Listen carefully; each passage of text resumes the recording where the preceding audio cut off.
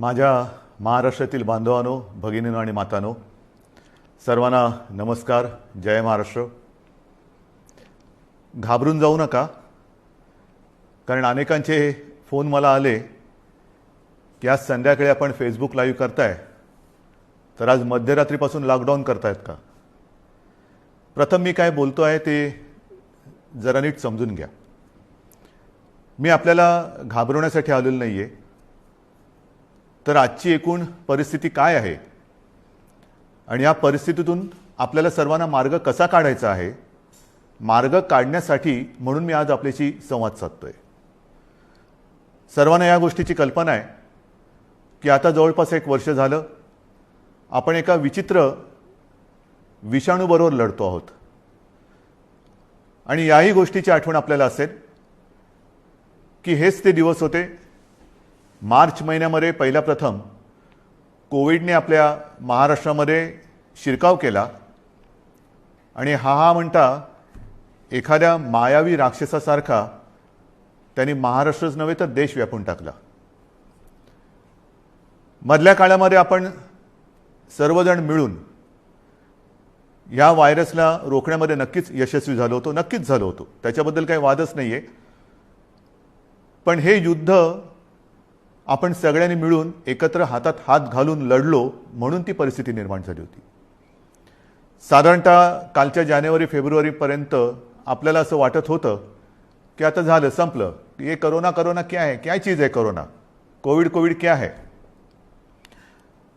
विशेष म्हणजे गेल्याही वर्षी अर्थसंकल्पीय अधिवेशन होतं, याही वर्षी तोच काळ आला, मार्च. अर्थसंकल्पीय अधिवेशन नुकतंच गेल्या महिन्यात पार पाडलं आणि आपल्याला सर्वांना कल्पना आहे की लॉकडाऊनच्या पार्श्वभूमीवरती आर्थिक परिस्थिती ही संपूर्ण जगाचीच दोलायमान झालेली आहे. आणि त्या परिस्थितीचा विचार करून महाराष्ट्र पुढे नेण्यासाठी एक अत्यंत चांगला अर्थसंकल्प आपल्या माननीय उपमुख्यमंत्र्यांनी, अर्थमंत्र्यांनी, अजितदादांनी मांडला.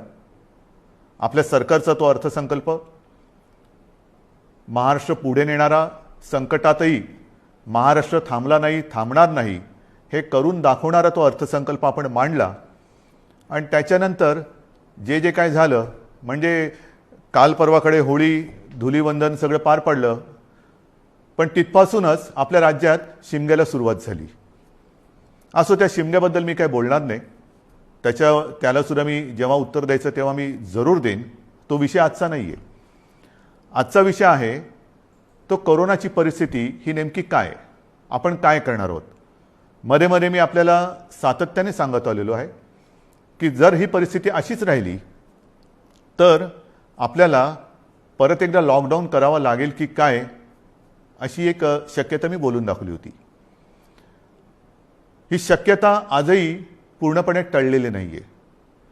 मला आज पुन्हा एकदा आपल्याला सर्वांना आवाहन करायचे, विनंती करायची, कारण गेल्या वर्षभरामध्ये माझ्या महाराष्ट्रातील प्रत्येक बांधवांनी, भगिनींनी आणि मातांनी जे जे मी सांगत आलो ते अत्यंत आपुलकीने ऐकून घेतलं आणि त्याच्याप्रमाणे ते वागले. तुम्ही सगळे वागलात.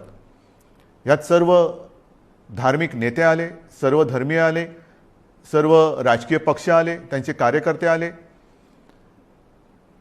आता काय झाले थोडंसं की मधला काळ जो आला त्या काळामध्ये आपण थोडे शिथिल झालो. आपण शस्त्र टाकली की काय अशी एक साधारणतः परिस्थिती निर्माण झाली.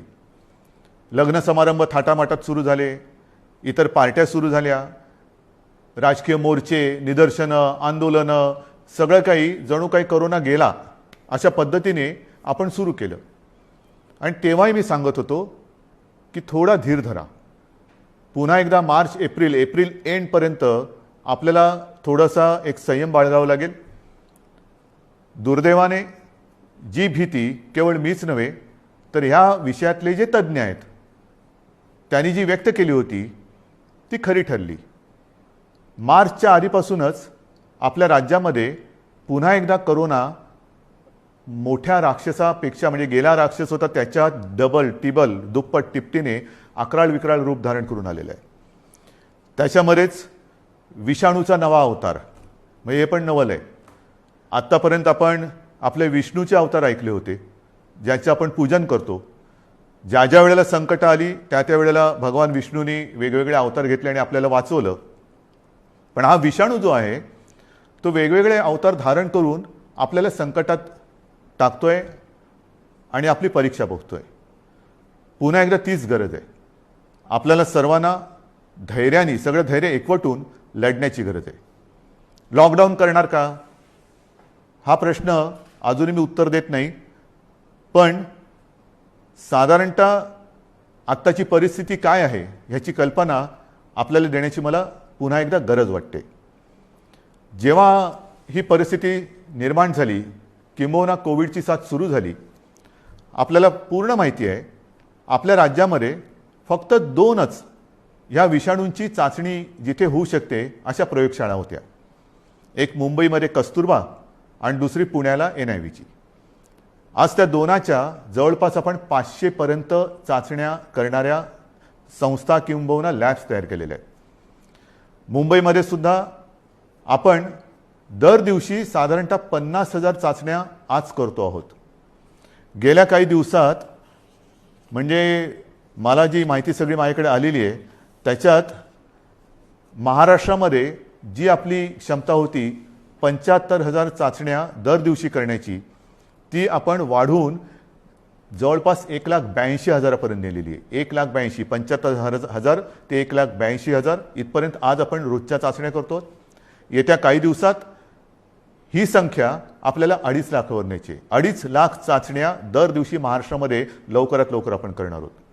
आणि याही चाचण्या ते रॅपिड अँटीजेननी नाही, तर त्याचं जे प्रमाण आहे, केंद्राची जी काय मार्गदर्शक तत्व आहेत, ती साधारणतः 70% चाचण्या ह्या RT-PCR ह्या पद्धतीने झाल्या पाहिजेत.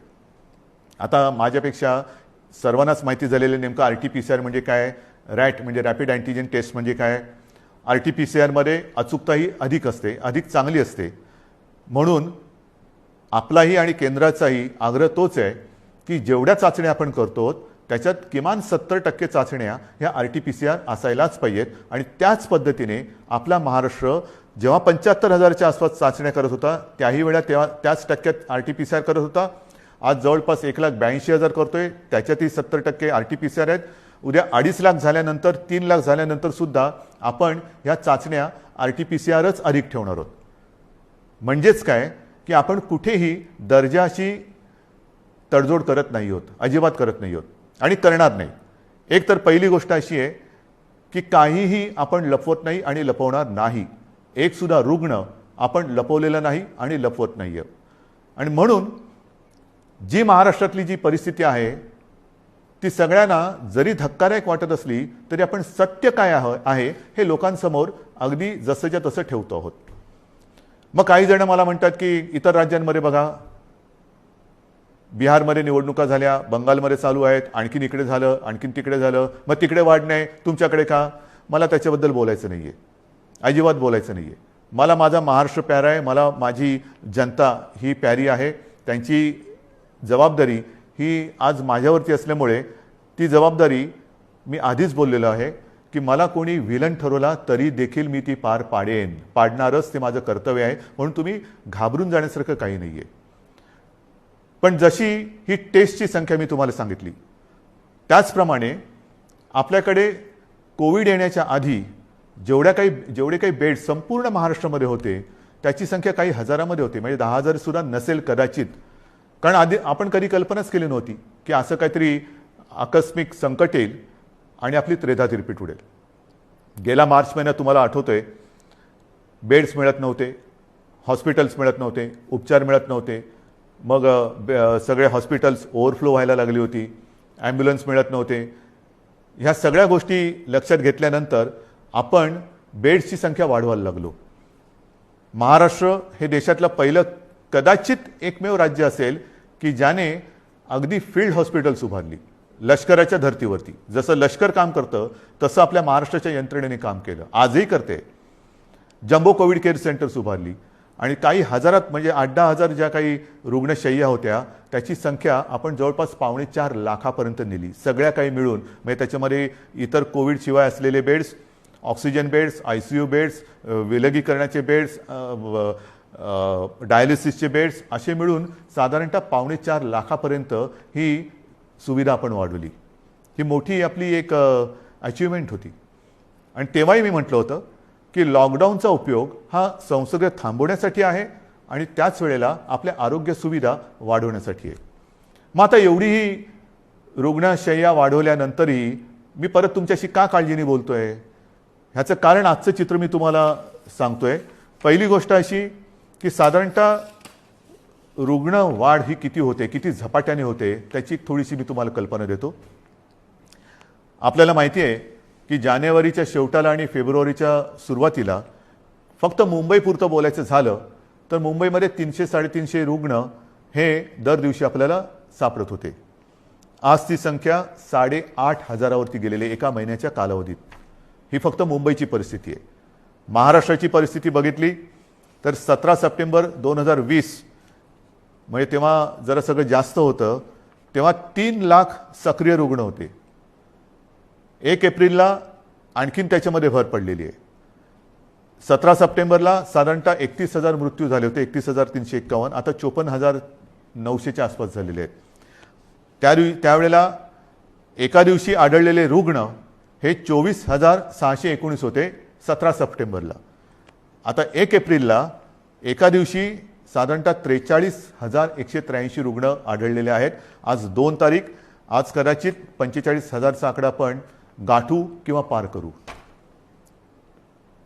कोणत्या दिशेने चाललेलो होतो आपण बघा. आणि याच वेगाने जर का ही रुग्णवाढ होत राहिली तर मी जे तुम्हाला सांगितलं त्याच्यात मी बेड्सची तुम्हाला कल्पना देतो.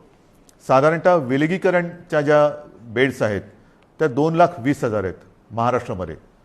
आत्ताच त्या 1,37,549 भरलेले आहेत, म्हणजे 62% हे बेड्स भरले गेलेत. ICUचे बेड्स हे 20,519 आहेत, ते जवळपास 48% आज भरलेले आहेत. ऑक्सिजनचे बेड्स आहेत ते सुद्धा 62,000च्या आसपास आहेत, ते 25%च्या आसपास आज भरलेले आहेत. व्हेंटिलेटर्स 9,347 ते पण 25% जवळपास आज वापरात आहेत. ही परिस्थिती फार चिंताजनक आहे. आणि म्हणून मी आज आपल्याशी संवाद साधायला आलो की ही परिस्थिती अशीच राहिली तर आणखीन 15-20 दिवसामध्ये आपल्याला ह्या सगळ्या सुविधा ज्या आहेत त्या अपुऱ्या पडायला लागतील. मग काही जण म्हणतील सुविधा वाढवत का नाही? वाढवतो ना. मी आदेश दिलेले आहेत की जिथे जिथे आवश्यक आहे आवश्यकतेनुसार या सुविधा वाढवा. पण सुविधा वाढवणं म्हणजे काय करणं? बेड्स वाढवणं आलं, व्हेंटिलेटर्स मिळतील, ऑक्सिजनचा साठा सुद्धा आज आपल्याकडे फार मर्यादित आहे, तोही वाढवण्याचा आपला प्रयत्न सुरू आहे. औषधांचा साठा आपण घेऊ शकतो. परंतु बेड्स वाढले, व्हेंटिलेटर्स वाढले, ICUचे बेड्स वाढले तरी डॉक्टर्स कसे वाढणार, नर्सेस कशा वाढणार, आरोग्य कर्मचारी कुठून आणायचे? हा विचार फार महत्त्वाचा आहे आणि इकडेच खरा चिंतेचा विषय आहे. गेले वर्षभर ही संपूर्ण आपली यंत्रणा, मग त्याच्यात डॉक्टर्स आहेत, नर्सेस आहेत, आरोग्य कर्मचारी आहेत, पोलीस आहेत, आशा अंगणवाडी सेविका आहेत, महसूल यंत्रणेचे काही कर्मचारी आहेत, यांच्यापैकी बऱ्याच जणांना कोविडने गाठलेलं आहे. आजारातनं ते बरे झालेले आहेत. साधारणतः या विषाणूचं एक विचित्र वैशिष्ट्य असं आहे की एकदा त्यांनी कोणाला ग्रासलं की बरं झाल्यानंतर सुद्धा काही काळ हा थकवा राहतो, धाप लागते, थकवा येतो, थोडंसं अंगातली सगळी शक्ती गेल्यासारखी वाटते. मग डॉक्टर सांगतात आता तुम्ही निगेटिव्ह झालेला आहात परंतु आराम करा. पण ही जी यंत्रणा आहे ती यंत्रणा आपल्यासारखीच माणसांची आहेत, आपल्यासारखीच रक्तामासाची हाडाची आपली माणसं आहेत, आपलेच बांधव आहेत, आपल्याच भगिनी आहेत. हे डॉक्टर्स असतील सगळेच ते आजारी पडले आणि पडल्यानंतर निगेटिव्ह आल्यानंतर दुसऱ्या तिसऱ्या दिवशी पुन्हा एकदा आपल्या सेवेसाठी कोरोनाच्या गुहेत घुसत आहेत. मग त्यांच्याशी आपण कसं वागलं पाहिजे? आज सुद्धा आपण जी काय आपली यंत्रणा राबते आपल्यासाठी, टेस्टिंग आहे, टेस्टिंग वाढवतोय. पण टेस्टिंग करण्यासाठी घराघरात जाऊन आपल्याच भगिनी आहेत, आपलेच बांधव आहेत, 2-2, 4-4, 5-5 माळ्याच्या इमारती असतील, लिफ्ट नसेल तरी सुद्धा ते चढ उतार करतात, रोज न थकता. मग थकले तरी थांबत नाहीयेत. त्यांना आपण काहीतरी दिलासा देणार आहोत की नाही. एकूण हे जे काय सगळे चित्र आहे, बोलणारे सगळे बोलतात की आपण हे केलं पाहिजे, आपण ते केलं पाहिजे, लसीकरण वाढवलं पाहिजे. वाढवतोय ना आपण. कालच्या दिवसात तुम्हाला मी अभिमान हा शब्द इकडे वापरणं योग्य ठरणार नाही, पण तुम्हाला समाधान वाटलं पाहिजे की महाराष्ट्र हा देशातला नंबर एकचं राज्य महाराष्ट्र ठरलेलं आहे. कालच्या दिवसात एका दिवशी आपण 3 लाख नागरिकांना लसीकरण केलेलं आहे. 3 लाख एका दिवसात. म्हणजे आत्तापर्यंत आपण जेव्हापासून लसीकरणाला सुरुवात झाली सुमारे 65 लाख, त्याच्यात आजचा आकडा मी धरलेला नाही आहे, 65 लाख आपल्या नागरिकांना आपण लसीकरण केलेलं आहे. अजूनही आपण मागणी करतोय, केंद्र आपल्याला देतंय, पण पुरवठा वाढवायला पाहिजे. आणि पुरवठा वाढवल्यानंतर आपली क्षमता आज जी 3 लाख आहे ती लवकरात लवकर किमान 6 ते 7 लाख दर दिवसाला करण्याची आपली क्षमता आहे.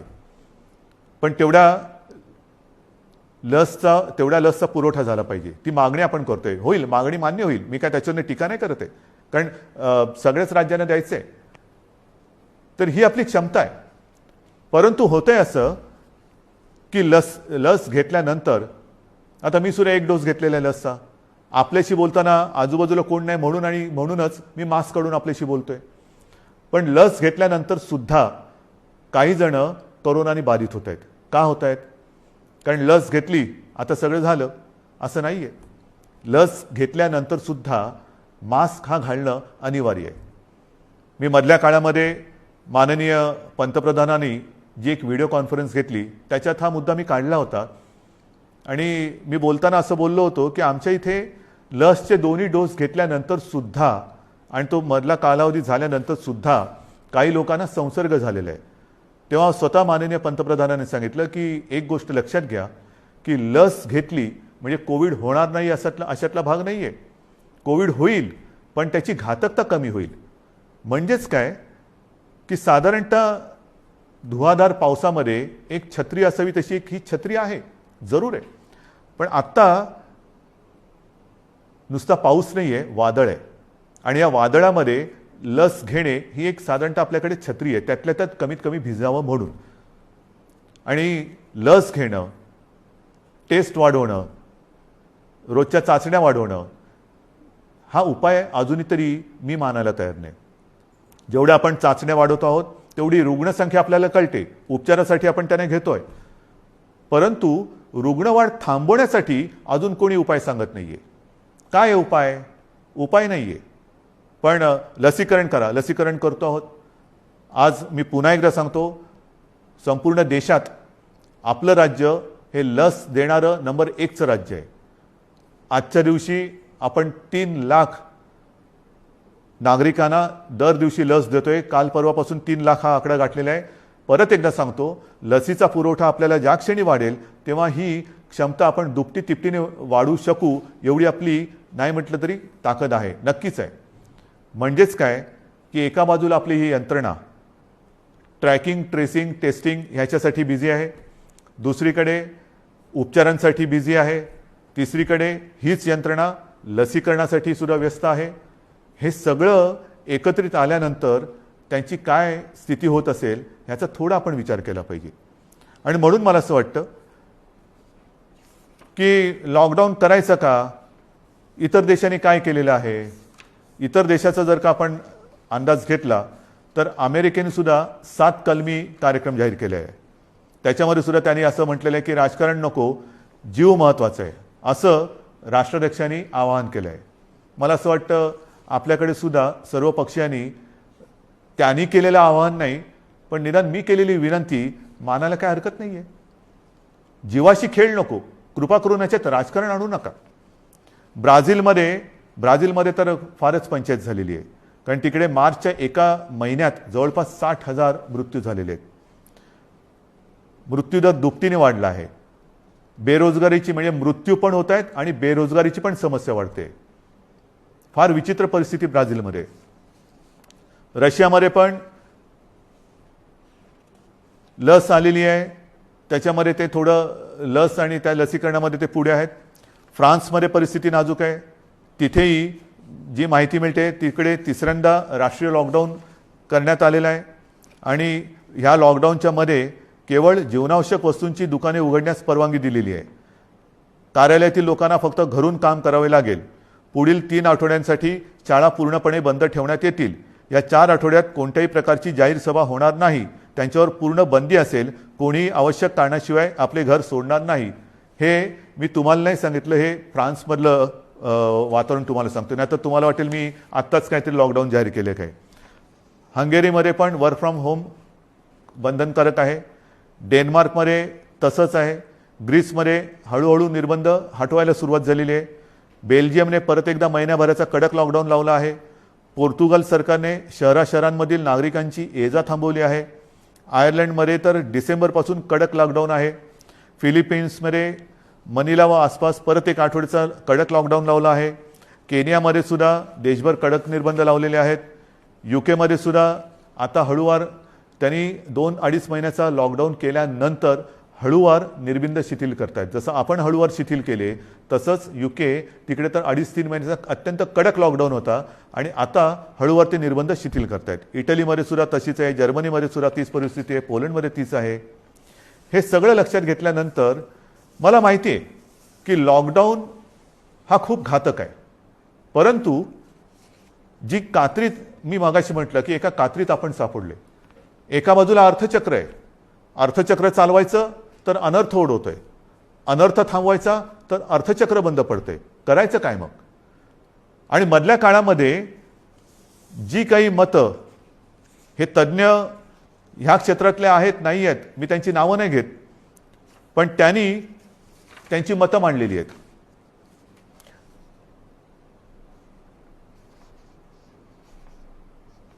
सर्वसामान्यांना त्रास होईल अशी लॉकडाऊनची भूमिका, मी पक्षाचं नाव घेत नाही कारण मला राजकारण आणायचं नाही, आम्ही खपवून घेणार नाही.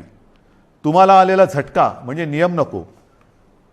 महाराष्ट्रामध्ये कोरोनाचं नाटक पुन्हा सुरू झालेलं आहे. कोरोनाच्या संसर्गाला लॉकडाऊन हा पर्याय नाही. आम्ही लॉकडाऊनला जोरदार विरोध करू. रस्त्यावरती उतरू. हिटलरसारखं वागू नका. सर्वसामान्य जनतेला लॉकडाऊन परवडणारा नाही. जनता आधीच लॉकडाऊनला कंटाळली आहे.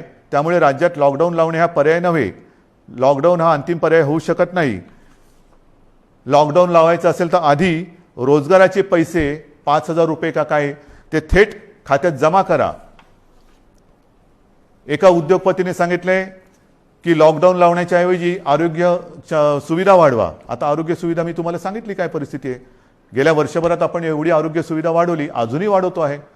पण मुद्दा असा येतो की हे जे काही आपल्याला सल्ले देत आहेत त्यांना मी सांगू इच्छितो हात जोडून, उद्योगपतींना सांगतो, म्हणजे त्या ज्यांनी सांगले सगळ्या उद्योगपतींबद्दल नाही, की आरोग्य व्यवस्था वाढवतो मी, बेड्स वाढवतो, सगळं वाढवतो, पण कृपा करून रोज मला किमान 50 डॉक्टर्स, नर्सेस, आरोग्य कर्मचारी यांचा महाराष्ट्रभर पुरवठा होईल अशी काहीतरी सोय करा. कारण नुसतं फर्निचरचं दुकान म्हणजे आरोग्य सुविधा नाही आहेत. त्याच्यामध्ये व्हेंटिलेटर आल्यानंतर व्हेंटिलेटर वापरणारे सुद्धा तज्ज्ञ लागतात. ऑक्सिजन किती द्यायचा, किती प्रमाणात द्यायचा याच्यासाठी सुद्धा त्या विषयातला तज्ज्ञ लागतो. अगदी रेमडेसिवीर द्यायचं झालं तर ते कसं दिलं पाहिजे ते समजणारा डॉक्टर लागतो. ही तज्ज्ञ लोक आणि डॉक्टर्स ही कुठून आणायची. आणि ही परिस्थिती जर का बघितली तर मला तुमच्याकडनं हीच अपेक्षा आहे. जे सांगतायत की लॉकडाऊन केला तर आम्ही रस्त्यावरती उतरू, माझं म्हणणे जरूर उतरा, उतरलंच पाहिजे. पण ते लॉकडाऊनच्या विरोधात नाही, तर लॉकडाऊन होऊ नये म्हणून कोरोनाच्या विरुद्ध तुम्ही उतरा. या डॉक्टर्सना मदत करायला तुम्ही रस्त्यावरती उतरा. ज्या कुटुंबांमध्ये करते करविते ज्यांचा मृत्यू झालेला आहे त्या कुटुंबियांची जबाबदारी घेण्यासाठी रस्त्यावरती उतरा. ज्या कुटुंबांमध्ये सगळेच्या सगळे कोरोना बाधित झालेले आहेत त्यांची सेवा करण्यासाठी रस्त्यावरती उतरा. टेस्ट जे आपल्या या यंत्रणे जी करते आहे ट्रॅकिंग ट्रेसिंग त्यांना मदत करायला म्हणून रस्त्यावरती उतरा. नुसतं बोलायला ठीक आहे अमुक केलं तर आम्ही रस्त्यावरती उतरू, माझं म्हणणं तर उतराच, रस्त्यावरती उतरा. कारण आता आपल्याला ही लढाई तशीच लढावी लागणार आहे. हातात हात घालून ही लढाई लढावी लागणार आहे. अनेक ठिकाणी मी बघतोय सभा समारंभांना तुडुंब गर्दी होते, बाजारपेठा फुलून गेलेल्या आहेत. थोडंसं धीर धरा. अनेक जणांना असं वाटतंय मास्क का लावतोय तू. अरे मास्क न लावण्यामध्ये शौर्य काय. काय शौर्य आहे? मी मास्क वगैरे वापरत नाही, मी मास्क वापरणार नाही. काय शूर आहेस? मास्क न वापरणं ह्याच्यात शूरता नाही. आणि मास्क लावणं, त्याला लावायला लाजायची गरज नाही आहे. परत एकदा सांगतो की वॅक्सिन घेतल्यानंतर सुद्धा मास्क हा लावायलाच पाहिजे, अंतर ठेवलंच पाहिजे, हात धुत राहिलंच पाहिजे. आणि म्हणून काही कडक निर्बंध येत्या काही दिवसात आपल्याला लावावे लागतील. ते उद्या परवाकडे मी जाहीर करेन. विशेषतः शहरांमध्ये मी परत एकदा सांगतो, जिथे जिथे अनावश्यक गर्दी होते, ही गर्दी आपल्याला टाळावीच लागेल. जी खाजगी कार्यालय आहेत, त्या कार्यालयांना सुद्धा आपण प्रत्येकाला सूचना दिलेल्या आहेत. सूचनावलीच म्हणा ना, की लग्न समारंभात किती लोक पाहिजेत, ऑफिसमध्ये किती उपस्थिती पाहिजे, बसमधनं किती लोक गेले पाहिजे. आता ट्रेनमध्ये मी मुंबईमध्ये मी सांगेन की मी सांगितलं होतं की पीक अवर नॉन पीक अवर आता सगळं तुडुंब भरून चाललेलं आहे, रेस्टॉरंट्स भरून चाललेली आहेत. आता हे जर आपण थांबवलं नाही आणि परिस्थिती अशीच हाताबाहेर गेली आणि जसा ब्राझीलमध्ये दुर्दैवाने आता अशी परिस्थिती झालेली की लॉकडाऊन नाही आहे पण शुकशुकाट झालेलं आहे. म्हणजे रस्त्यावर फिरत असतील लोक पण रोजगार गेले आणि जीवही गेले. मग काय राहिलं? जीव वाचवायचा की रोजगार वाचवायचा? रोजगार आपल्याकडे आहेत, रोजगार परत मिळतील, पण गेलेला जीव परत आणता येणार नाही. आणि म्हणून मी आपल्याला नम्रपणाने विनंती करतोय की येत्या काही दिवसांमध्ये, 1-2 दिवसांमध्ये मी आणखीन काही जणांशी बोलतोय. काही त्याच्यात यातले तज्ज्ञ असतील, विविध राजकीय पक्ष आहेत, विविध मी पत्रकारांशी बोलेन. मला वेगळा काही उपाय असला तर पाहिजे. लॉकडाऊन हा उपाय नाही, मान्य, पण मग ही संसर्गाची साखळी तोडायची कशी? लसीकरण वाढवा, वाढवतोच आहे, पण लसीकरण देऊनही कोविड होत नाही अशातला भाग नाही. लसीकरण घेतल्यानंतर, लस घेतल्यानंतर सुद्धा कदाचित लस घेतलेल्याला कोविडचा त्रास कमी होईल, पण तो दुसऱ्याला संसर्गित करू शकतो, हेही आता सिद्ध झालेलं आहे. मग करायचं काय? दुसरा उपाय असेल जरूर सांगा, पण त्याहीपेक्षा माझा विश्वास आपल्यावरती आहे. कारण तुम्हीच या युद्धातले खरे सैनिक आहात. हे युद्ध आपल्या सगळ्यांचं आहे, हे एकट्या दुकट्याचं युद्ध नाही आहे. ज्या गोष्टी मी तुम्हाला सांगितल्या आपण नाही पाळू शकत. कारण नसताना घराबाहेर पडू नका, नाही घरात थांबू शकत. अनावश्यक ठिकाणी गर्दी करू नका, गर्दी टाळू नाही शकत. गरज नसेल तर इकडे तिकडे फिरू नका, हे फिरणं टाळू नाही शकत. सार्वजनिक ठिकाणी फिरताना घराबाहेर पडल्यानंतर मास्क लावलाच पाहिजे, मास्क घालू नाही शकत. एकमेकात थोडं अंतर ठेवा, अंतर ठेवू नाही शकत. म्हणजे लॉकडाऊन आपण टाळू शकतोय, पण टाळणं ही जिद्द, ज्या जिद्दीने तुम्ही पहिल्यापासून लढलात त्या जिद्दीने पुन्हा जर का उतरलात तर आपल्याला, मी अजूनही म्हणतो आता थोडा काळ राहिलेला आहे. कारण परिस्थिती तुम्हाला मी सांगितले, अशीच रुग्णवाढ होत राहिली तर 15-20 दिवसात हॉस्पिटल्स तुडुंब भरून जातील. काही काही जिल्ह्यामध्ये आत्ताची परिस्थिती आलेली आहे. ऑक्सिजनसुद्धा कमी पडू शकतोय, व्हेंटिलेटरसुद्धा कमी पडू शकत आहेत. ही परिस्थिती आजही आपण स्वयंशिस्तीने टाळू शकतो. संसर्गाची लाट, कोरोनाला आपण रोखू शकतो. रोखण्याची जिद्द ही तुमच्यात आहे की नाही, हा फार महत्त्वाचा प्रश्न आहे. सरकार लॉकडाऊन करणार की नाही यापेक्षा प्रत्येकाने ठरवलं पाहिजे की मी कोरोनाला हरवणार की नाही, मी कोरोनाला रोखणार की नाही. हे जर का तुम्ही प्रत्येकाने ठरवलं, होय मी रोखणारच. कारण आपण गेले वर्षभर माझे कुटुंब माझी जबाबदारी असेल, आता पुन्हा मी प्रत्येकाला सांगितले की मी जबाबदार, माझा मास्क माझी सुरक्षा. ह्या सगळ्या ज्या काही गोष्टी आहेत, नवीन ह्याच्यात काहीही नाही. जे पहिल्या दिवशी होतं ते आजही आहे. फक्त थोडंसं काय झालंय की सुरुवातीला जी एक कोरोनाची दहशत होती ती दहशत गेली, आपण गाफील झालो आणि कोरोनाने बरोबर आपल्याला गाठलं. अजूनही कोरोनाने आपल्यावरती मात केलेली नाही, मी त्याला करू देणार नाही, अजिबात नाही. मात आपणच त्याच्यावरती करायची आहे. पण ही मात करताना जर आपण घट्ट उभे राहिलो सगळ्या जणांनी, संपूर्ण सगळ्या राजकीय पक्षाने, मी पुन्हा एकदा हात जोडून विनंती करतो आहे की कृपा करा, जनतेच्या जीवाशी खेळ होईल असं राजकारण करू नका. जे जे सरकार पावलं उचलत आहे ते जनतेच्या हितासाठी उचलते. अर्थचक्रही फिरवायचं आहे, गरिबाची रोजीरोटी वाचवायची आहे, पण त्याचबरोबरीने सगळ्यात आधी आपल्याला त्यांची जीव वाचवायची आहे. म्हणून जीवाला पहिलं महत्त्व द्यायचं आहे आणि त्याच्यानंतर मग बाकीच्या ज्या काही गोष्टी आहेत त्या आपल्या हातातल्या आहेत त्या आपण करू शकतो. म्हणून आजसुद्धा मी पूर्ण लॉकडाऊनचा इशारा देतो आहे, लॉकडाऊन जाहीर करत नाही आहे. पण 1-2 दिवसामध्ये जर का दृश्य स्वरूपामध्ये ह्या गोष्टी आढळल्या नाहीत आणि दुसरा उपाय जर मी आता पुढच्या 1-2 दिवसांत ज्यांच्याबरोबर बैठका घेतोय त्यांच्याकडनं आला नाही तर मग मात्र आहे ती परिस्थिती अशीच्या अशी स्वीकारा, जे मला नाही जमणार. माझ्या डोळ्या देखत हे मी बघणार नाही आणि आपणही नाही बघायचं आहे. तर ती परिस्थिती रोखायला जगामध्ये जे करतायत, पहिला लॉकडाऊन दुसरा लॉकडाऊन, कारण लाटे मागून लाटा येतात. पहिली लाट आली, दुसरी लाट आली, तिसरी लाट आली. काय होतंय, एक लाट येऊन गेली, लॉकडाऊन होतो, सगळं शिथिल होतं, शिथिल झालं की दुसरी लाट येते. म्हणून आत्तापासून आपण ठरवलं पाहिजे की ही लाट तर मी रोखेनच आणि पुढची लाट तर मी येऊच देणार नाही. मला असं वाटतं, माझा आपल्यावरती विश्वास आहे, आपलाही माझ्यावरती विश्वास आहे. मध्ये काही जण भेटले होते आणि मला म्हणाले की अहो तुम्ही टी व्हीवर आले का लोक घाबरतात. म्हटलं मला नाही वाटत असं, कारण मी तुमच्या कुटुंबातला एक आहे, तुम्ही मला कुटुंबीय मानलेलं आहात आणि माझे कुटुंब, माझी जबाबदारी म्हणजे माझे कुटुंब तुम्ही आहात आणि तुमची जबाबदारी ही मी घेतल्यानंतर मला टीकेची पर्वा नाही. जे जे तुमच्या हिताचं असेल ते मी करणार आणि करेन. पुन्हा एकच सांगतो की सरकार यंत्रणेच्या बाबतीत कुठेही कमी पडलेलं नाही, पडू देणार नाही. सरकार खंबीर आहे, सरकार ठाम आहे. आरोग्य सुविधा कुठेही कणभर सुद्धा मी कमी पडू देणार नाही. मात्र ही एका हाताने टाळी वाजणार नाही. दोन हात जेव्हा एका हातात हात घालून आपण काम करू तर आणि तरच यश मिळेल. आणि मला आपल्या सहकार्याची अपेक्षा आहे, सर्व राजकीय पक्षांकडनं अपेक्षा आहे, सर्व धर्मियांकडनं अपेक्षा आहे. पुन्हा एकदा आपल्या उत्सवांवरती, सणांवरती बंधनं आणावी लागतील. जसं गेल्या वर्षी आपण सहकार्य केलं तसंच पुन्हा एकदा हे सहकार्य कराल अशी आशा नाही, असा विश्वास व्यक्त करतो. आणि ही लढाई पुन्हा एकदा लढण्यासाठी आणि जिंकण्यासाठी सिद्ध व्हा, एवढ्याच शुभेच्छा देतो. जय हिंद, जय महाराष्ट्र.